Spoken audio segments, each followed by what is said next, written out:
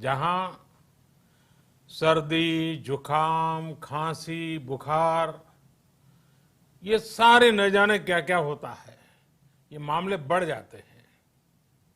ऐसे में मेरी आप सभी देशवासियों से प्रार्थना है कि ऐसे समय अपना ध्यान रखिए। साथियों, ये बात सही है कि अगर कोरोना से होने वाली मृत्यु दर को देखें तो दुनिया के अनेक देशों की तुलना में भारत संभली हुई स्थिति में है। समय पर किए गए लॉकडाउन और अन्य फैसलों ने भारत में लाखों लोगों का जीवन बचाया है, लेकिन हम ये भी देख रहे हैं कि जब से देश में अनलॉक 1 हुआ है, व्यक्तिगत और सामाजिक व्यवहार में लापरवाही जरा बढ़ती ही चली जा रही है। पहले हम मास्क को लेकर, 2 गज की दूरी को लेकर 20 सेकंड तक दिन में कई बार हाथ धोने को लेकर बहुत सतर्क थे, लेकिन आज जब हमें ज्यादा सतर्कता की जरूरत है तो लापरवाही बढ़ना बहुत ही चिंता का कारण है। साथियों, लॉकडाउन के दौरान बहुत गंभीरता से नियमों का पालन किया गया था। अब सरकारों को, स्थानीय निकाय की संस्थाओं को, देश के नागरिकों को फिर से उसी तरह की सतर्कता दिखाने की जरूरत है। विशेषकर कंटेनमेंट जोन्स, उस पर तो हमें बहुत ध्यान देना होगा। जो भी लोग नियमों का पालन नहीं कर रहे हैं, हमें उन्हें टोकना होगा, रोकना होगा और समझाना भी होगा। अभी आपने खबरों में देखा होगा, एक देश के प्रधानमंत्री पर 13,000 रुपये का जुर्माना इसलिए लग गया क्योंकि वो सार्वजनिक स्थल पर मास्क पहने बिना गए थे। भारत में भी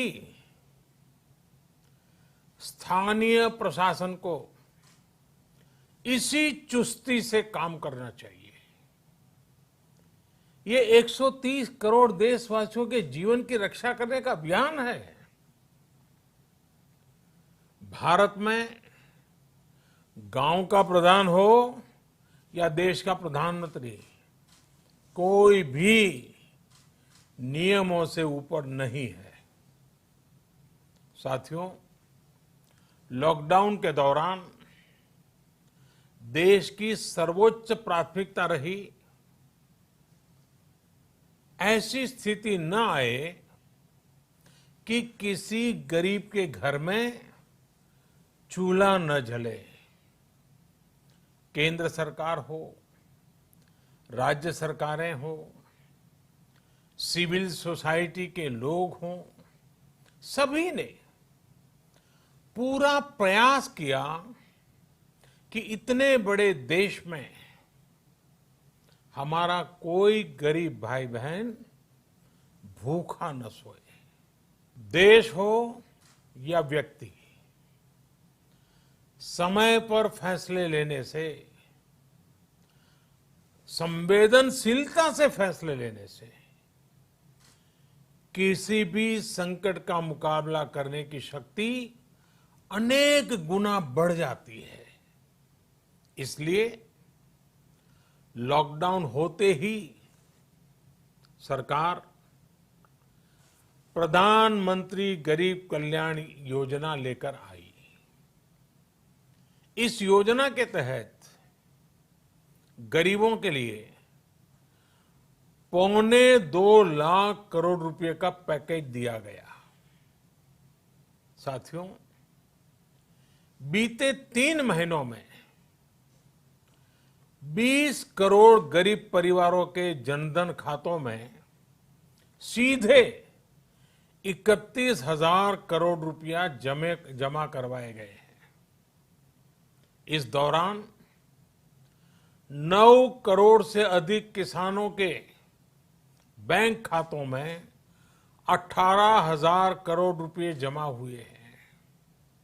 इसके साथ ही गांवों में श्रमिकों को रोजगार देने के लिए प्रधानमंत्री गरीब कल्याण रोजगार अभियान तेज गति से आरंभ कर दिया गया है। इस पर सरकार 50,000 करोड़ रुपए खर्च कर रही है। लेकिन साथियों, एक और बड़ी बात है जिसने दुनिया को भी हैरान किया है, आश्चर्य में डुबो दिया है। वो ये कि कोरोना से लड़ते हुए भारत में 80 करोड़ से ज्यादा लोगों को 3 महीने का राशन, यानी परिवार के हर सदस्य को 5 किलो गेहूं या चावल मुफ्त दिया गया। इसके अतिरिक्त प्रति परिवार हर महीने 1 किलो दाल भी मुफ्त दी गई। यानी एक तरह से देखें तो अमेरिका की कुल जनसंख्या से 2.5 गुना अधिक लोगों को, ब्रिटेन की जनसंख्या से 12 गुना अधिक लोगों को और यूरोपियन यूनियन की आबादी से लगभग 2 गुने से ज्यादा लोगों को हमारी सरकार ने मुफ्त अनाज दिया है। साथियों, आज मैं इसी से जुड़ी एक महत्वपूर्ण घोषणा करने जा रहा हूं। साथियों, हमारे यहां वर्षा ऋतु के दौरान और उसके बाद मुख्य तौर पर कृषि क्षेत्र में, एग्रीकल्चर सेक्टर में ही ज्यादा काम होता है। अन्य दूसरे सेक्टरों में थोड़ी सुस्ती रहती है। जुलाई से धीरे धीरे त्योहारों का भी माहौल बनने लगता है। अब आप देखिए, अभी 5 जुलाई को गुरु पूर्णिमा है, फिर सावन शुरू हो रहा है, फिर 15 अगस्त आएगी, रक्षाबंधन आएगा, कृष्णा जन्माष्टमी आएगी, गणेश चतुर्थी आएगी, ओणम होगा और आगे जाएं तो काटी बिहू है, नवरात्रि है, दुर्गा पूजा है, दशहरा है, दीपावली है, छठी मैया की पूजा है। त्योहारों का ये समय जरूरतें भी बढ़ाता है, खर्च भी बढ़ाता है। इन सभी बातों को ध्यान में रखते हुए ये फैसला लिया गया है कि प्रधानमंत्री गरीब कल्याण अन्न योजना का विस्तार अब दिवाली और छठ पूजा तक, यानी नवंबर महीने के आखिर तक कर दिया जाएगा। यानी 80 करोड़ लोगों को मुफ्त अनाज देने वाली ये योजना अब जुलाई, अगस्त, सितंबर, अक्टूबर, नवंबर में भी लागू रहेगी। सरकार द्वारा इन 5 महीनों के लिए 80 करोड़ से ज्यादा गरीब भाई बहनों को हर महीने परिवार के हर सदस्य को 5 किलो गेहूं या 5 किलो चावल मुफ्त मुहैया कराया जाएगा। और साथ ही प्रत्येक परिवार को हर महीने 1 किलो चना भी मुफ्त दिया जाएगा। साथियों, प्रधानमंत्री गरीब कल्याण अन्न योजना के इस विस्तार में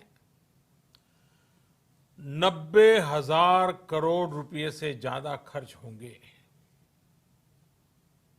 और अगर इसमें पिछले 3 महीने का खर्च भी जोड़ दें तो ये करीब करीब 1.5 लाख करोड़ रुपया हो जाता है।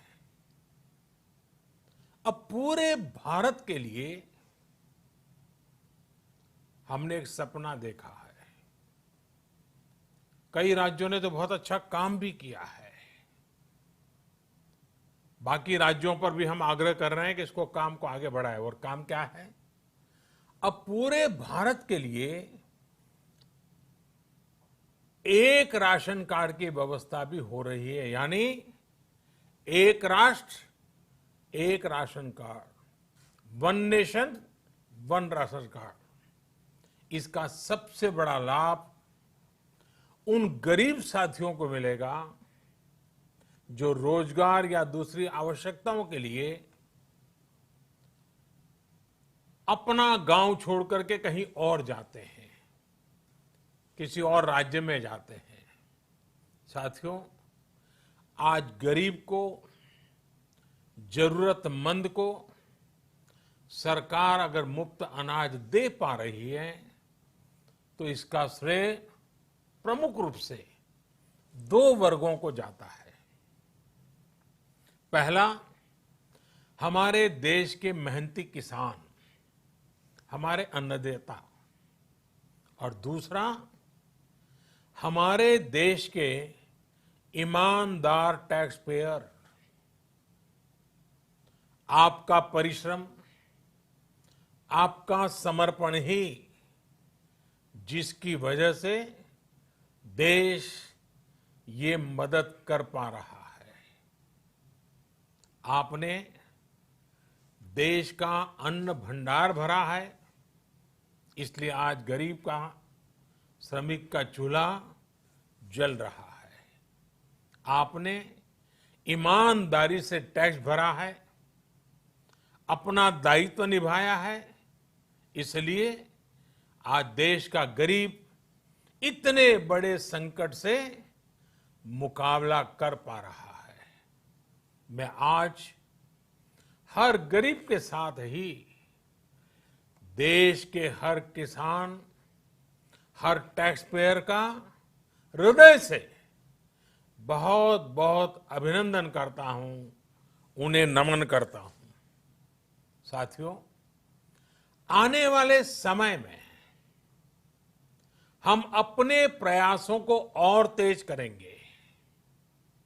हम गरीब, पीड़ित, शोषित, वंचित हर किसी को सशक्त करने के लिए निरंतर काम करेंगे।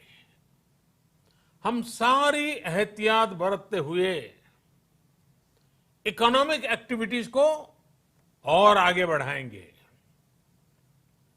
हम आत्मनिर्भर भारत के लिए दिन रात एक करेंगे।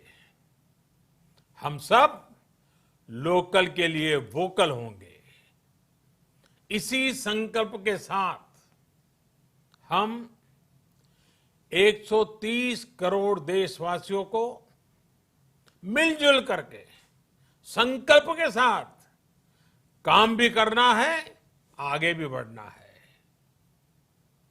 फिर से एक बार मैं आप सबसे प्रार्थना करता हूं, आपके लिए भी प्रार्थना करता हूं, आपसे आग्रह भी करता हूं, आप सभी स्वस्थ रहिए, 2 गज की दूरी का पालन करते रहिए, गमछा, फेस कवर, मास्क ये हमेशा उपयोग कीजिए, कोई लापरवाही मत बरतिए।